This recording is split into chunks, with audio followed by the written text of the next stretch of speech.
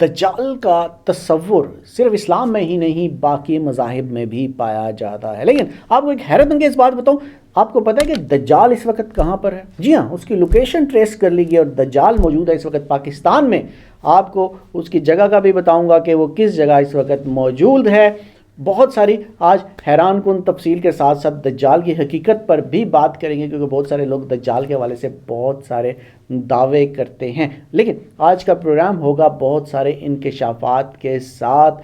میں ہوں زیڈ ملک اور آپ دیکھ رہے ہیں پروگرام سراغ رساں۔ آپ دیکھ رہے ہیں دیسی ٹی وی یو ایس سے، اور ہمارا sister T V channel D T V NN بھی ہے، جہاں پر آپ کو کرنٹ افیئرز، نیوز بلیٹنز، سیاسی پروگرامز، مذہبی پروگرامز اور ملے گا دیکھنے کو بہت کچھ جو آپ چاہتے ہیں۔ اس لیے ہمارا چینل وزٹ کرنا نہ بھولیے گا، کیونکہ آپ کی محبت، آپ کا ساتھ ہماری حوصلہ افزائی کرتا ہے۔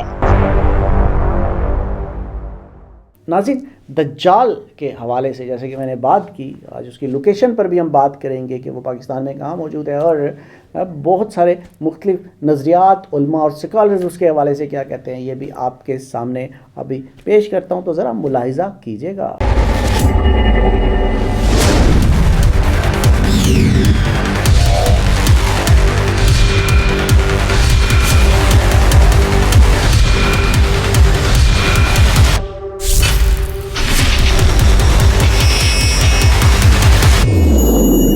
السلام علیکم دوستو، میں جس جگہ پہ کھڑا ہوں اس جگہ کا نام ہے ماؤنٹ زیتون، یعنی جبل زیتون۔ قرآن میں اللہ تعالیٰ نے فرمایا والتین والزیتون، اور یہ جگہ تینوں مذہب کے لیے بابرکت ہے۔ مسلمانوں کے لیے اس لیے کیونکہ یہاں قرآن میں اس کا ذکر آیا ہے۔ عیسائی کہتے ہیں کہ عیسیٰ علیہ السلام یہاں پر نازل ہونے والے ہیں، اور یہودیوں کا ماننا ہے کہ ان کا مسیحا یعنی دجال یہاں پر آئے گا، اسی وجہ سے یہاں پر ان کا قبرستان ہے، اور ان کا ماننا ہے کہ جب وہ یہاں آئے گا تو یہاں پر جتنے بھی قبرستان میں سوئے ہوئے ہیں سب ساتھ میں اٹھیں گے اور اس کے لشکر میں داخل ہو کے مسجد اقصی میں انٹر ہو کے حملہ کریں گے۔ لیکن اس کے علاوہ معین شخص ہوگا دجال۔ یہ معین شخص جو دجال ہوگا، اس کے بارے میں بھی ایک تو بالکل متفق علیہ چیزیں ہیں۔ نمبر ایک کہ وہ شخص ہے، قطعی ہے، یقینی ہے، اس کا حلیہ بھی حضور صلی اللہ علیہ وسلم نے احادیث کے اندر بیان کیا ہے۔ دوسری بات یہ کہ اس کے ہاتھ میں قوانین قدرت، گویا کہ تسخیر کائنات، گویا کہ نقطہ عروج کو پہنچ چکی ہے۔ تمام اختیارات الہی تقریباً اس کے ہاتھ میں آ چکے ہوں۔ جو بڑے سے بڑے معجزے اللہ تعالیٰ نے نبیوں کو دیے ہیں وہ معجزے کر کے دکھائے گا۔ وہ مردہ کو زندہ کرے گا، مردہ لوگوں کی افواہوں کو لے کر آئے گا، ان کی روحوں کو، اگرچہ جھوٹی روحیں ہوں گی، وہ شیاطین جن ہوں گے جو ان کا بھیس بدل کر آئیں گے، لیکن یہ کہ وہ لوگوں سے کلام کریں گے۔ یہ اسپرچولیزم جو اپنی انتہا کو پہنچا ہوا ہے یورپ میں اور مغرب میں، یہ در حقیقت اسی کا ایک مظہر ہے۔ تو خواجہ آزاد جیسے ایک حدیث رسول صلی اللہ علیہ وآلہ وسلم تھی کہ دجال ایک ملک میں جائے گا اور ایک ہاتھ سے اس پہ روٹیاں پھینکے گا اور ایک ہاتھ سے اس پہ آگ برسائے گا۔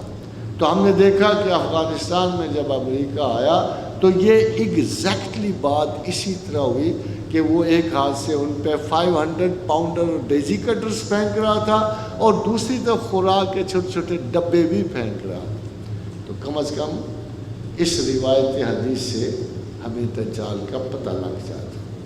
دجال کیا ہے؟ ایک پرانی داستان ہے اور تمام پیغمبر بتاتے چلے آئے۔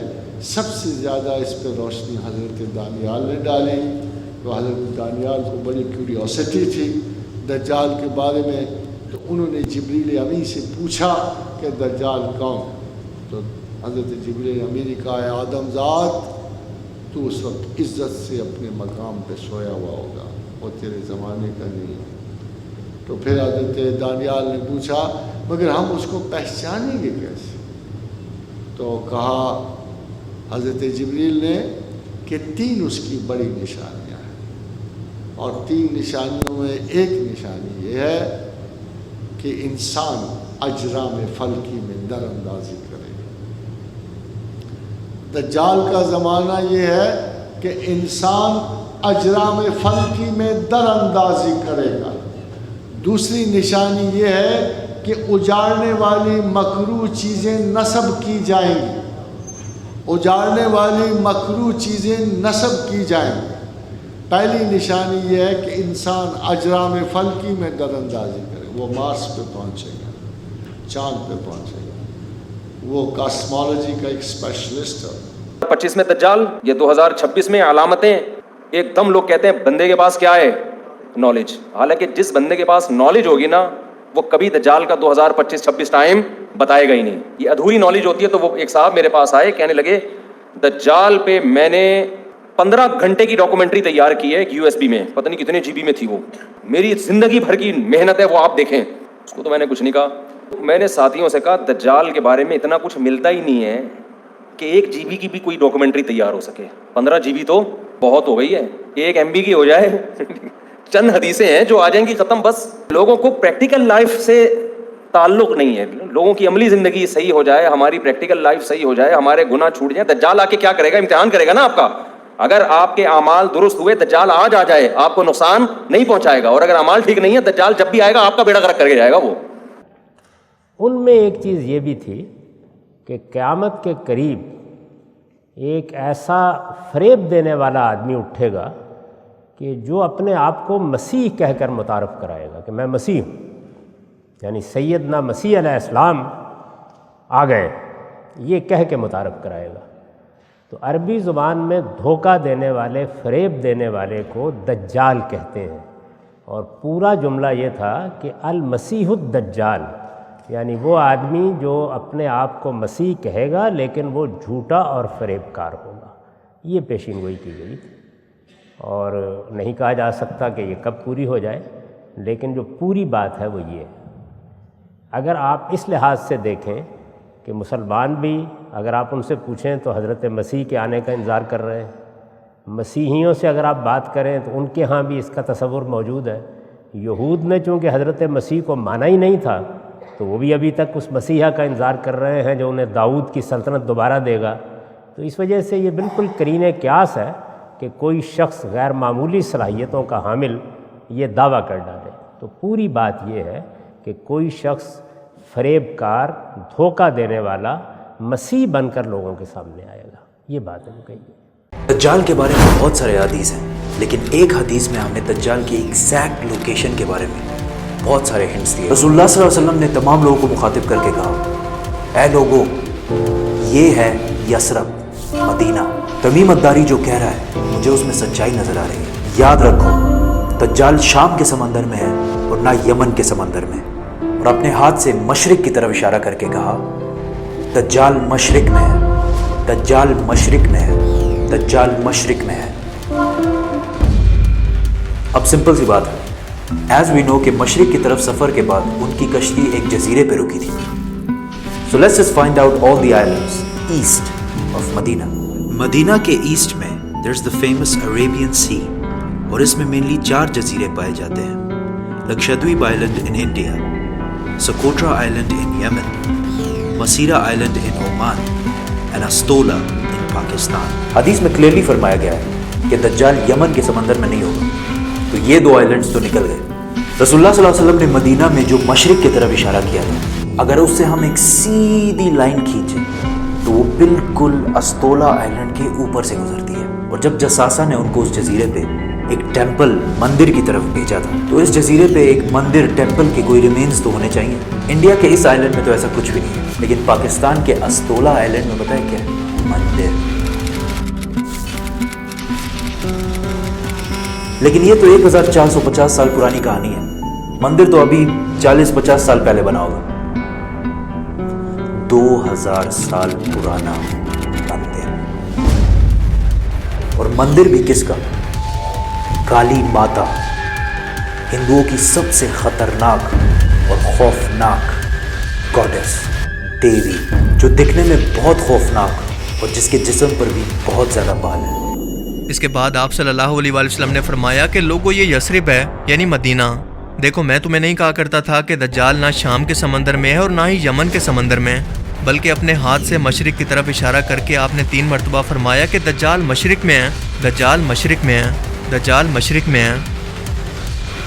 اس حدیث مبارکہ کے اندر ہمیں دجال کی ایگزیکٹ لوکیشن کی طرف اشارہ کیا گیا ہے کہ وہ مدینہ کے مشرق کے اندر کسی ویران جزیرے کے اندر قید ہے. سو چلیں مدینہ کے مشرق کے اندر تمام اہم ترین جزیروں کی کھوج کرتے ہیں اور اس کی لوکیشن کا پتہ لگانے کی کوشش کرتے ہیں. مدینہ کے ساتھ مشہور عربین سی موجود ہے جہاں سے حضرت تمیم داری کا یہ جہاز روانہ ہوا تھا. اس سمندر میں 4 اہم ترین جزیرے آتے ہیں. انڈیا میں لکشدویپ آئلینڈ، مسیرا آئلینڈ جو کہ عمان میں ہے، سکوٹرا آئلینڈ جو کہ یمن میں ہے، اور آخری ہے پاکستان کا افتولا آئلینڈ. حدیث مبارکہ میں یہ واضح ہے کہ دجال نہ شام میں ہے اور نہ ہی یمن میں، لہٰذا ان 4 میں سے اب 2 جزیرے باقی رہ گئے، انڈیا کا لکشدویپ آئلینڈ اور پاکستان کا افتولا آئلینڈ.